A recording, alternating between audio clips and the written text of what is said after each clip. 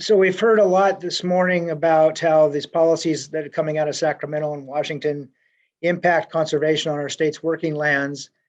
And it's always in the forefront of the state's land trusts. So to provide a perspective on the challenges and opportunities with these policy initiatives, our next panel will engage in a conversation around these policies.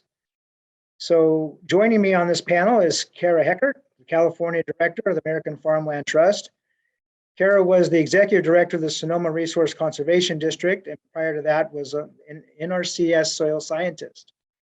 And Charlotte Mitchell is the Executive Director of the California Farmland Trust. She was raised on a sheep and cattle ranch and now raises turkeys along with her husband, Ken. So with that, let me introduce Kara and Charlotte and let you get things started. Would you like to go first? Hello. Thank you for having me today. It's really good to see all the familiar faces. So I thought I would just start, Michael, with just talking a little bit about American Farmland Trust and kind of then a little bit about the state of California's agricultural land as far as farmland loss. And then we could just go to Charlotte. But for those of you that don't know American Farmland Trust, we are a national nonprofit, an agricultural land trust. We've been around 40 years. We have a three-part mission, and that's to protect agricultural land, promote environmentally sound farming practices, and keep farmers on the land by supporting the next generation of farmers. Lots of times we say we work from kitchen table to Congress. So we have on the ground programs with farmers and ranchers throughout the country, but we work a lot in the state capitol and in Washington, D.C. on policies and programs to support farmers and ranchers to find solutions that keeps them viable. I always feel like I'm a little bit of doom and gloom when I bring up my statistics, but that's what I'm going to start with. For those of you that don't know, over the last 3 decades, we've lost more than 1 million acres of California's agricultural land, mostly to development. And in most cases, it's the most productive, versatile, and resilient farmland we have, typically close to the urban edge, which it's providing the most productivity and where it's most vulnerable to the effects of urban sprawl. We estimate, and the Department of Conservation through their monitoring and mapping program, that if these trends continue, another 1.4 million acres will be lost by mid-century. So we really want to promote using a farmland conservation scenario, which includes sustaining funding for state programs. And that's one of the things that I want to talk about today that Charlotte's probably going to touch base on too.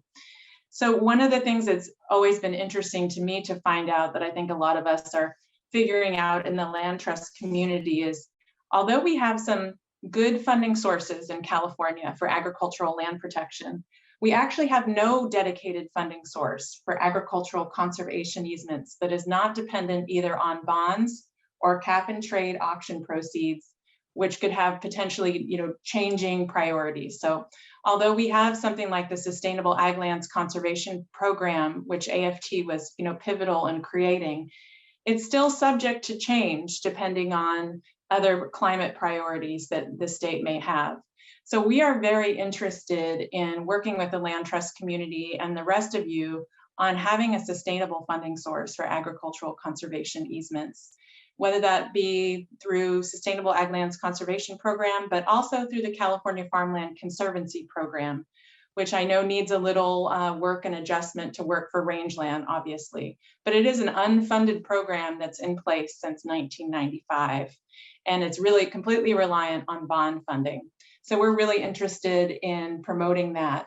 Another statistic that I wanted to share, just related to the state's investment in agricultural conservation and ag land protection, is that I think another maybe misconception is that, although we're very innovative in California and our farmers and ranchers are doing incredible things, we actually don't have a very deep state investment in protecting land. And just to under our Farms Under Threat national report that we did a policy scorecard for every state in the country. And the policy scorecard rates a state's ability to respond to the leading threats for agricultural land. So that includes development pressure, weakened ag viability, and transfer of land to a new generation. And one of the things that we found in California is that our per capita spending is 11 cents per capita. And just compare that to another score that we found in the state of Delaware, which is actually $6.03 per capita. So that gives you an idea of kind of the low level of spending that we are having for ag land protection in California. So I'm going to start with that, and then I thought I'd go to Charlotte, and then we could kind of go back and forth, Michael, for you. You bet. Yeah. Charlotte. Great. Thank you, Michael and Kara. Charlotte Mitchell. I am with the California Farmland Trust, and our primary goal is to protect those irrigated cropland in California, and specifically working down the Central Valley. And while we don't engage in rangeland at all, we leave that to CRT to do. I do believe that there is a complementary effort that we take in terms of land use protection, and it's complementary to our rangeland protection. And we certainly need both in order to make a very viable economic, environmental state that we're in. And so our work really is geared only to working with landowners that are a farmland and protecting those through conservation easement. Some of the things that Kara mentioned, obviously we support, and I'll to mention, even though our names are still similar, American Farmland Trust and California Farmland Trust, we're two separate entities, but certainly rely on each other in our work. And certainly we rely on AFT and their policy work and the white papers and the studies that they do to impact our conversations that we have with local land use planners, as well as our state and federal representatives, and why we need to have additional funding sources. So to echo what Kara put out, and I'll add to that, just to say that those policies that are important to us really come out of the local land use jurisdictions. And in order for us to really protect our ability to farm and to ranch, is to ensure that our lands are not converted or threatened by urbanization or non-agricultural uses.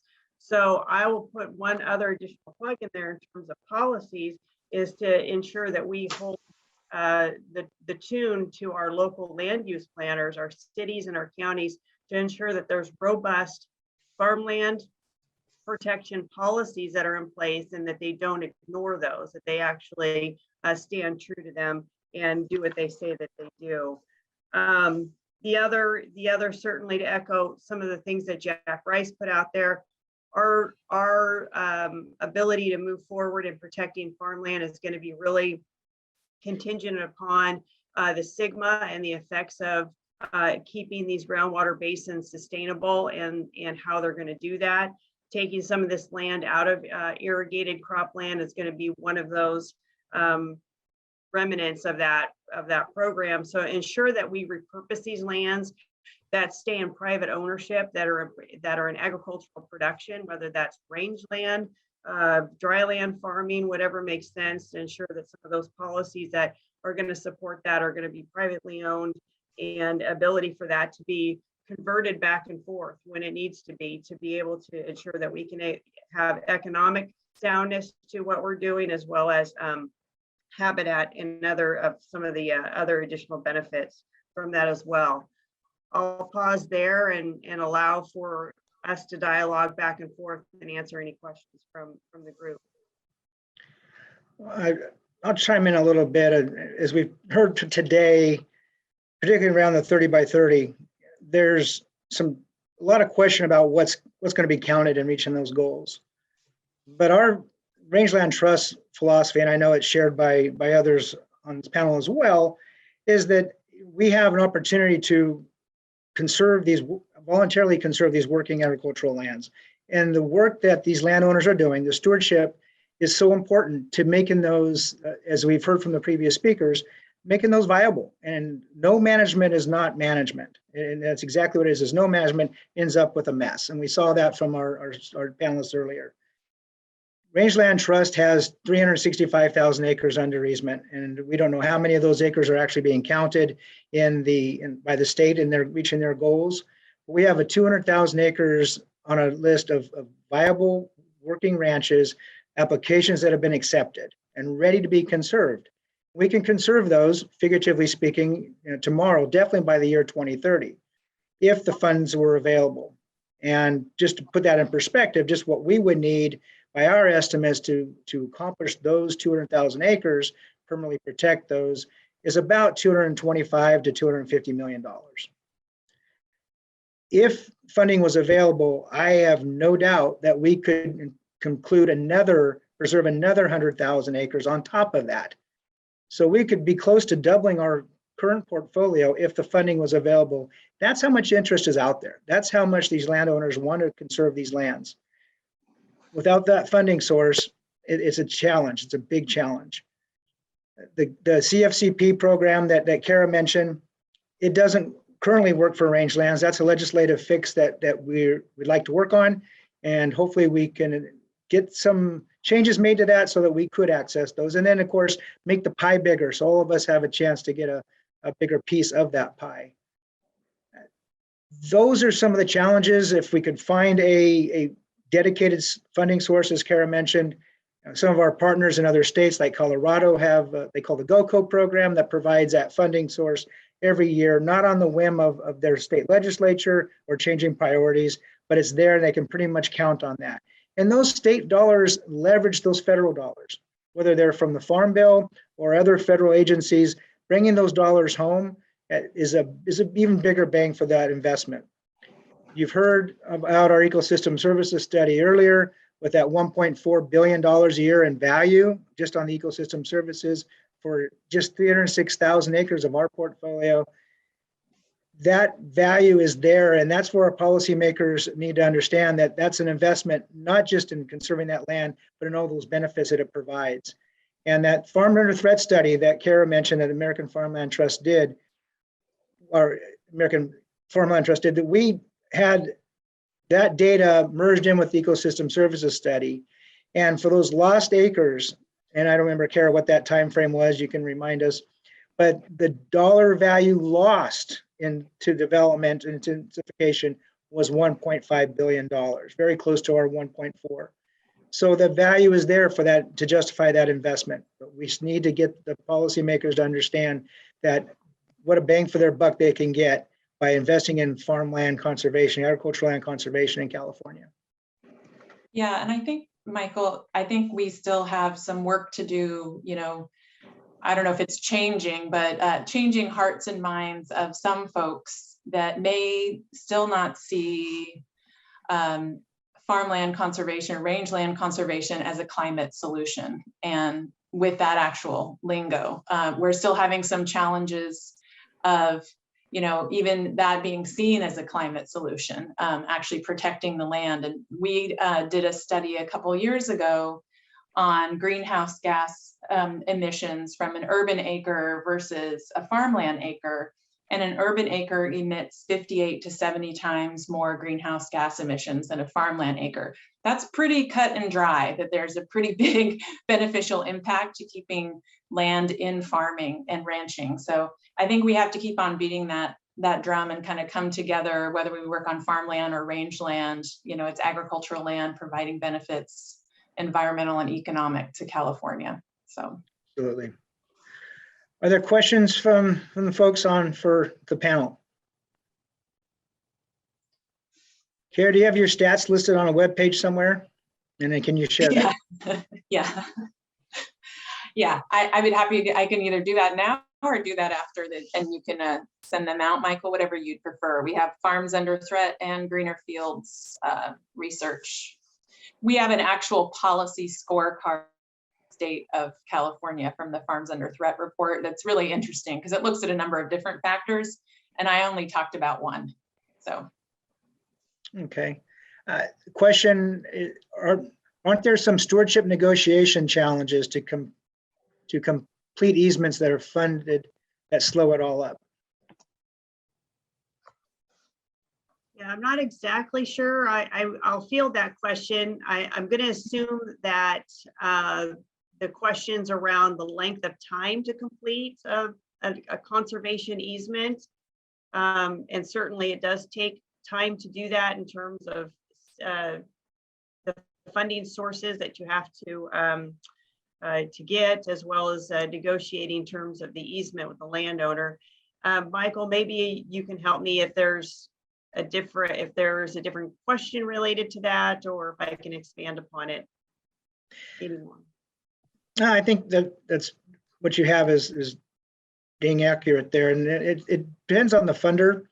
But one of the things that we need to be concerned with as land trusts going forward especially with funding through a 30 by 30 initiative and some of the programs that we're starting to see are strings potentially being attached to funding. If you want to conserve the land, the landowner must do A through Z and management practices that are deemed climate friendly. Those management practices may be great. California is a big state, as we all know.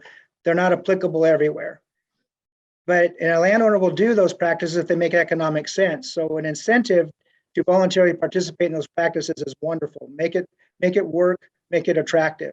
But putting strings on those easement dollars is not the way to go. It's going to turn landowners away, is what we're finding. And we have an opportunity, like we said, to protect these lands now. All the best management practices in the world are not going to work on asphalt and concrete. So let's get the land protected and come up with those voluntary measures and incentives to get landowners to do some of the practices that we may like to see them do. Yeah, I can't echo that more, because as we're seeing some of these draft plans that are coming out, the 30 by 30 disappointing, and some of the others in terms of protecting the land, the farmland, for all the other uses besides just wanting to protect it for its farmland values. I think we just really need to push our representatives and our agency folks to really recognize that farmland and rangeland have immense values, that we need to first focus on protecting them for its productive state. So there's a question in the chat when you get a chance. Yeah, I think so along those lines, Charlotte just said, what is the best way for this network to ensure that both state and federal policies respond to the growing demand for conservation dollars? I was going to take a stab at that. That's what I wanted you to ask the question. I was going to I'll definitely resend the link, sir, because I'm putting a lot in the chat, and I was going to mention one other one. Well, one thing I think we need to kind of get together more in our messaging as agricultural land trusts and land trusts that work with ag land. And one of the things that AFT developed last year, which is a free thing, is called the National Ag Land Network. And it's kind of a platform that you can join as an ag land trust, and there's webinars on different topics. It's a little less policy related. I think when you, I think AFT in California, as well as, CRT and CFT, we're really interested in having a more, what would you call it, y'all, like a joint message about some of these policy priorities we have. And we're in a lot of conversation about that. And I think down the line, we'd be interested in talking to other agricultural land trusts in the state that are interested in what we're doing. And then I think, there are groups already kind of working on the federal level, the Farm Bill. Certainly, I know CRT is involved and AFT is involved. So I think just networking more is a good start. And then certainly there's a lot of local examples, take like Sonoma County where I live, where there is an actual, tax measure voted on. And I know that's can have, pros and cons to that, but that we as voters voted for, that created the Sonoma County Ag Preservation and Open Space District, which then has a very stable funding source every year to protect agricultural land. So there's examples like that all throughout the state. Great. Well, thank you both for pushing up against our time limit here. I appreciate your input and insight into these issues. And thank you for being a part of the summit today.